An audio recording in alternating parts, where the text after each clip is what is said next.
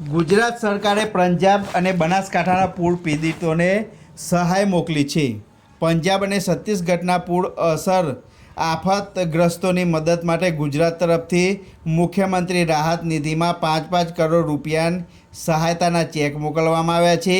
આ ઉપરાંત પૂર પીડિત માટે રાજ્ય સરકાર દ્વારા જીવન જરૂરી ચીજ વસ્તુઓ ભરેલી ટ્રેન ગાંધીનગર રેલવે સ્ટેશનથી પંજાબ મોકલવામાં આવી છે.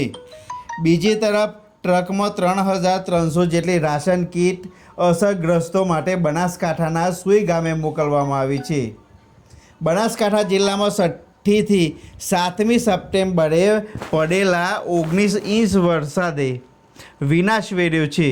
જિલ્લામાં વર્ષે 2015 અને 17ના પૂર કરતાં પણ ગંભીર સ્થિતિ સર્જાઈ છે. વરસાદના 4 દિવસ બાદ પણ સુઈ ગામ તાલુકામાં હજુ બોટ કે ટ્રેક્ટર સિવાય ચાલીને જઈ ન શકાય તેવી પરિસ્થિતિ છે.